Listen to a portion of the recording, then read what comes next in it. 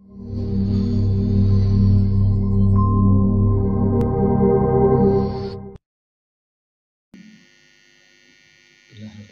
Mustafa Muhammad sallallahu alaihi wasallam wa alihi wa ashabihi wa azwajihi wa zurriyyati ahli baiti ajma'in. Syai'un lillahi wa lahumul Fatihah. A'udzu billahi minasyaitonir rajim. Bismillahirrahmanirrahim. Alhamdulillahi rabbil alamin arrahmanir rahim maliki yaumiddin. Iyyaka na'budu wa iyyaka nasta'in ihdinas siratal mustaqim. Siratal ladzina an'amta 'alaihim ghairil maghdubi 'alaihim waladdallin. Assalamualaikum warahmatullahi wabarakatuh. Alhamdulillah wa syukurillah. Wassalatu wassalamu ala rasulillah wa ala alihi wa sahbihi wa man tabi'a wa wala. Ashhadu an la ilaha illallah wahdahu la syarika lah. Wa ashhadu anna Muhammadan abduhu wa rasuluh. Allahumma salli wa sallim ala sayyidina wa nabiyyina wa habibina wa syafi'ina wa zukhrina wa anta maulana Muhammad. La hawla wa la quwwata illa billahil aliyyil azim. La hawla wa la quwwata illa billahil aliyyil azim. Amma ba'd. Alhamdulillah, syukur kita kepada Allah Subhanahu wa taala, karena dengan izinnya, dengan limpah dan kurnianya, maka sekali lagi kita dapat bertemu dan dapat sama-sama untuk menghadiri majlis ilmu pada hari ini, yang majlis ilmu dikatakan adalah taman-taman syurga. Majlis ilmu itu dikatakan taman-taman syurga. Tuan-tuan, saudara-saudari yang dikasih sekalian, insyaallah pada kali ini kita akan menceritakan lagi perihal bab puasa yang kita ambil daripada kitab Hidayatus Shalikin karangan Syekh Abdul Samad Al-Palimbari. Mudah-mudahan kita semua dapat ilmu daripada kitab ini dan dapat manfaat pada kita semua di dunia dan di akhirat, insya-Allah. Tuan-tuan, saudara-saudari yang dikasih sekalian, alhamdulillah, bulan Ramadan adalah satu bulan yang mulia. Bulan Ramadan adalah satu bulan maghfirah, yakni keampunan. Bulan Ramadan adalah satu bulan yang dilipat gandakan segala amalan-amalan kita. Bulan Ramadan juga adalah satu bulan yang doa-doa orang yang berdoa, insya Allah Allah akan makbulkan. Dan di dalam bulan Ramadan juga ada satu malam yang dinamakan malam Lailatul Qadar, yang malam itu lebih baik daripada 1000 bulan. Tuan-tuan dan puan-puan yang dikasih sekalian, jadi oleh kerana banyaknya kelebihan di dalam bulan Ramadan ini, maka marilah kita sama-sama meningkatkan puasa kita. Marilah kita sama-sama tingkatkan kualiti puasa kita pada tahun ini, pada bulan Ramadan ini. Kerana apa, tuan-tuan? Kerana kita semua, termasuk saya sendiri, dah berapa kali menerima ataupun dah berapa kali berada di bulan Ramadan yang mulia ini. Ada yang 10 kali, ada yang 30 kali, ada yang 40 kali dan 50 kali, dan ada 60 kali berada di dalam bulan Ramadan ini. Tetapi kualiti ibadah puasa kita masih di tahap yang tidak dapat kita harapkan untuk dapat maghfirah daripada Allah Subhanahu wa taala, untuk dapat keredaan daripada Allah Subhanahu wa taala. Oleh itu, saya dan tuan-tuan, insya-Allah marilah kita sama-sama pada bulan ini tingkatkan kualiti ibadah kita seperti mana yang Allah kehendaki, seperti mana yang disarankan oleh Nabi Muhammad sallallahu alaihi wasallam. Oleh sebab itu, saya nak bacakan sedikit hadis daripada Nabi Muhammad sallallahu alaihi wasallam. Hadis ini menceritakan ada 5 perkara ada 5 perkara yang dapat membatalkan pahala puasa kita. 5 perkara ini dapat membatalkan pahala puasa kita. Ingat, dia bukan membatalkan puasa. Membatalkan puasa dengan membatalkan pahala puasa lain. Mengikut ilmu tasawuf ya, membatalkan puasa, membatalkan pahala puasa lain dengan membatalkan puasa. Membatalkan puasa jika kita melanggar perkara-perkara yang membatalkan puasa seperti makan dan minum, memasukkan sesuatu ke dalam rongga yang terbuka, dan lain-lain lagi itu, maka ia akan membatalkan puasa kita, yaitu daripada terbit fajar hinggalah terbenam matahari. Tapi ini yang dimaksudkan ini adalah yang dapat membatalkan pahala puasa kita ada 5. Tuan-tuan yang dikasih sekalian, perkara-perkara yang dapat membatalkan puasa kita ada 5 perkara. Hadis Nabi Muhammad sallallahu alaihi wasallam, kata Nabi, khamsun yuftirunal siyam. Khamsun yuftirunal siyam. Al-kadhibu wal ghibah wal namimah wal yaminul kadzab wan nazaru bisyahwa. Ya, kata Nabi. Artinya 5 perkara yang dapat membatalkan puasa. Pertama, berdusta. Yang kedua, mengumpat akan orang. Yang ketiga, mengadu-ngadu orang ataupun mengadu-ngadu domba. Yang keempat, bersumpah yang dusta.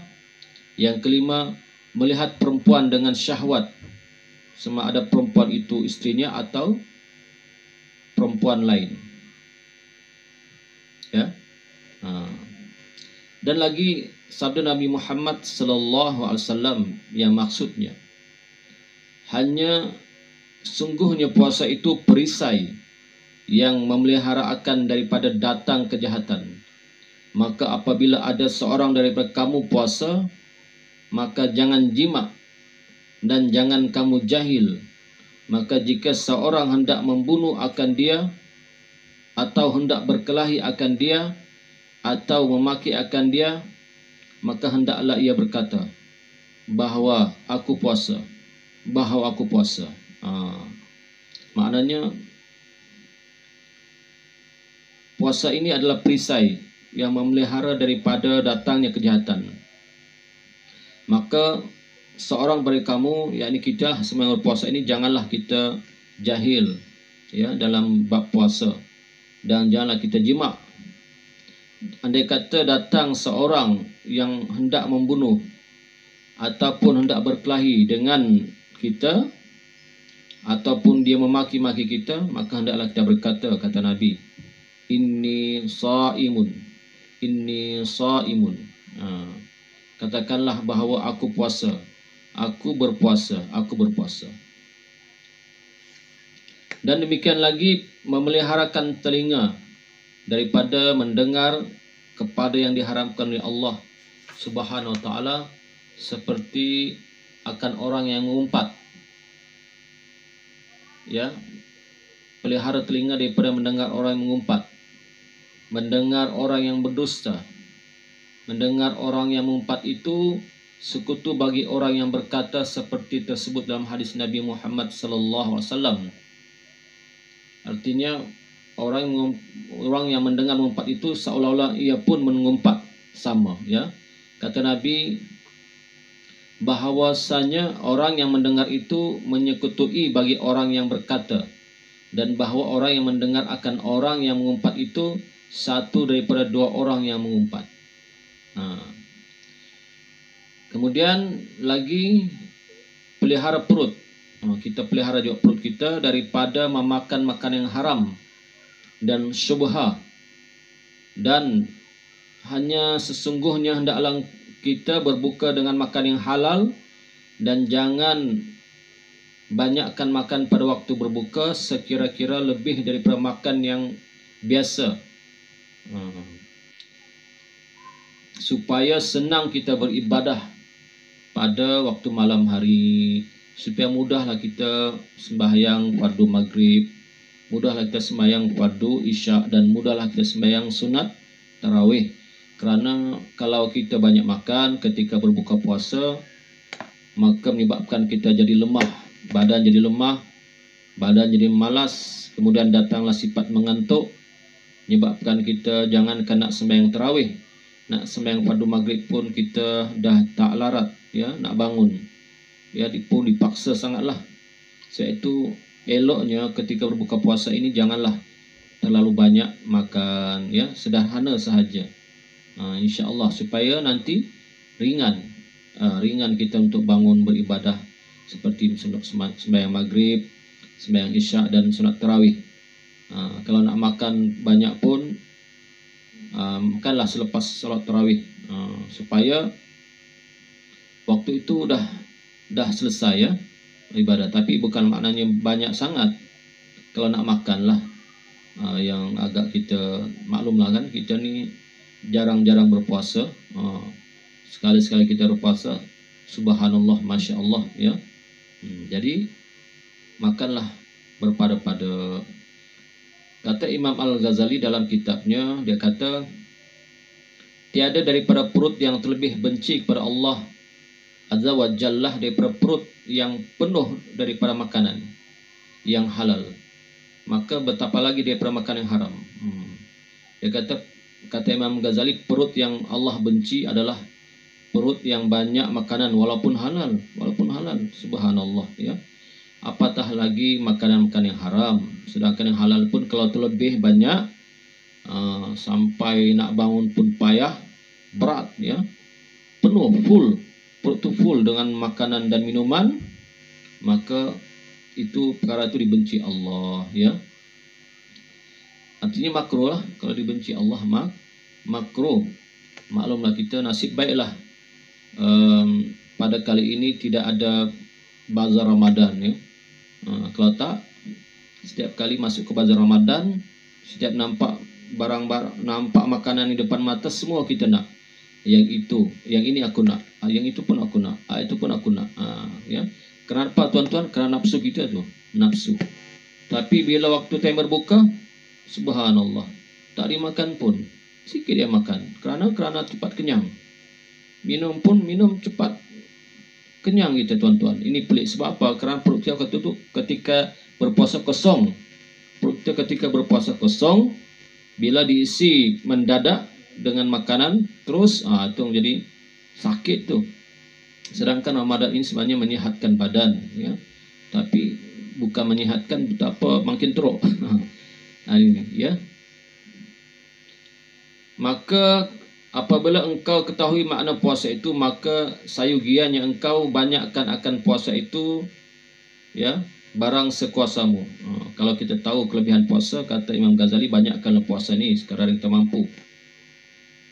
Bahwasanya puasa itu pohon segala ibadah, dan yaitu anak kunci yang membukakan segala taat dan ibadat, kata Imam Ghazali. Kemudian sabda Nabi Muhammad SAW lagi, bermula tiap-tiap kebajikan itu dibalas dengan 10 ganda hingga 700 ganda, melainkan puasa. Maka yaitu bagiku, yakni Allah, dan akulah yang membalas dengan dia. Kata Nabi, kebajikan yang kita buat ni Allah gandakan 10 kali ganda hingga 700 ganda. Tetapi puasa ini maka Allah lah yang membalasnya. Allah lah yang memberikan pahalanya tu. Wallahu alam macam mana banyaknya, ya. Kemudian sabda Nabi lagi, demi Tuhan yang nyawaku dijadikannya dengan kudratnya, sesungguhnya bau mulut orang yang berpuasa itu terlebih harum pada Allah Ta'ala daripada bau kasturi. Firman Allah Ta'ala, hanya sesungguhnya meninggalkan ia akan syahwatnya dan makanannya dan minumannya daripada kerana aku, dan puasa itu bagiku, dan aku membalas dengan dia. Subhanallah, ya. Bau mulut orang yang berpuasa ini di sisi Allah lebih harum daripada kasturi, ya. Kalau kita di sini biasa kasturi ini mengharum lah, minyak kasturi. kasturi kijang, ya, minyak atar kasturi memang harum, tapi lebih wangi di sisi Allah bau mulut orang berpuasa. Ya, kenapa orang berpuasa ini bau mulutnya? Karena mulut kita kosong, tidak ada makanan yang masuk, tidak ada air yang masuk, jadi akhirnya berbau lah, ya. Tapi kalau orang tak berus gigi, lagilah tambah bau, itu lain cerita. Ini maknanya berbau karena berpuasa, tak dapat makan minum, mulut kosong, lebih wangi di sisi Allah Subhanahu wa taala daripada bau kasturi. Hebatnya orang berpuasa ini. Kemudian sabda Nabi Muhammad sallallahu alaihi wasallam lagi, di jannati babun yuqalu lahu rayyan fala yadkhuluhu illa shaimun. Kata Nabi, bagi surga itu pintu. Bagi surga itu ada pintu, dinamai baginya Ar-Rayyan, maka tiada masuk akan dia melainkan orang yang berpuasa. Di surga ini ada pintu bernama Ar-Rayyan. Di surga ini ada pintu bernama Ar-Rayyan, maka tidak masuk ke pintu itu melainkan orang yang berpuasa, ya. Orang yang berpuasa saja boleh masuk. Subhanallah. Ya, hebatnya orang berpuasa ini. Jadi kita balik pada hadis tadi yang tentang 5 perkara. Yang pertama, berdusta.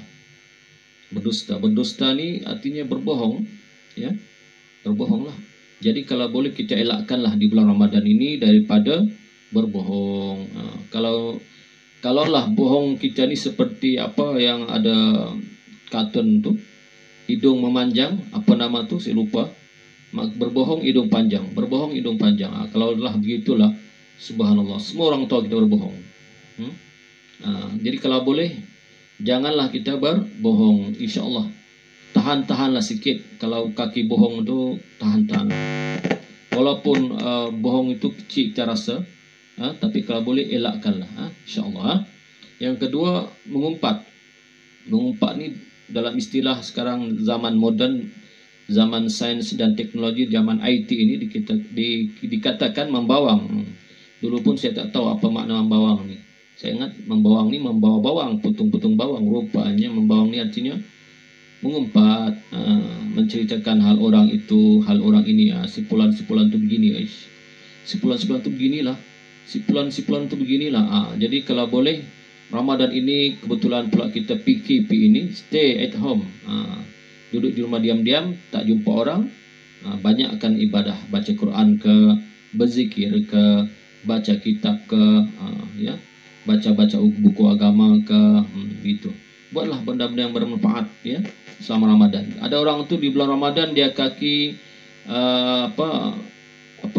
memancing. Jadi kalau boleh kurang-kuranglah kaki memancing tu. Duduk rumah, bersihkan rumah. Bersihkan rumah, sapu rumah dan sebagainya, ya. Ada orang tu sebelum Ramadan dia ni kaki tengok mobil, contohlah, ya. Asal ada film-film baik di panggung wayang, dia pun datang. Kalau boleh, kebetulan pula musim ini musim PKP, tahan-tahanlah, ya. Kenapa tuan-tuan? Sebulan saja tuan-tuan, ya. Memang ujian yang paling berat, ya. Ujian paling berat bagi orang berpuasa ini adalah ujian mata. Mata susah nak dikontrol, ya, mata ini. Maka insya-Allah tuan-tuan dan saya sekali, insya-Allah kita berazamlah kontrol mata kita daripada melihat perkara-perkara yang dapat mengurangkan pahala puasa. Membatalkan pahala puasa maknanya mengurangkanlah. Kalau pahala puasa kita tu 100%, maka berkurang. Sekali kita buat perkara yang mengurangkan pahala puasa, kurang lagi, kurang. Lama-lama tinggal 1 pahala puasa kita, subhanallah. Tinggal 1, itu nasib baik kalau ada 1. Kalau kosong, kalau hari itu kosong, sebulan Ramadan kita kosong. Puasa tetap sah, puasa sah, tapi pahala kosong, subhanallah, ya.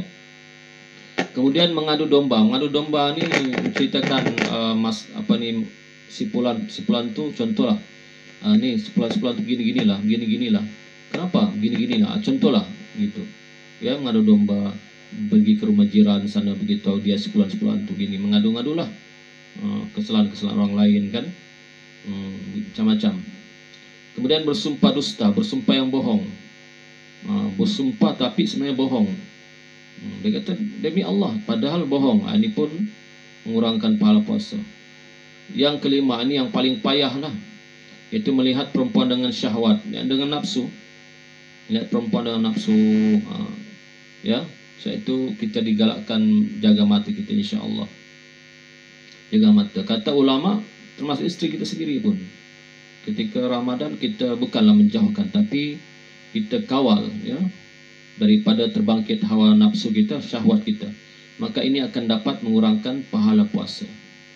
Ya, jadi perkara yang dapat mengurangkan pahala puasa seperti mana hadis tadi saya sebut lagi. Yang pertama ialah berdusta, berbohong. Yang kedua mengumpat, ataupun istilahnya sekarang membawang. Ketiga mengadu domba ataupun mengadu-ngadu hal orang. Yang keempat bersumpah yang dusta. Yang kelima melihat perempuan dengan syahwat. Kata ulama sekalipun istri sendiri, apalagi orang lain, ya. Maka perkara-perkara inilah yang dapat mengurangkan ataupun membatalkan pahala puasa kita. InsyaAllah tuan-tuan, cukup setakat itu tazkirah kita kali ini, ya. Mudah-mudahan yang baik itu kita ambil manfaat, yang salah dan silap itu tentulah daripada kelemahan saya sendiri. Kita sudahi dengan wabihi wallahu alam. Assalamualaikum warahmatullahi wabarakatuh.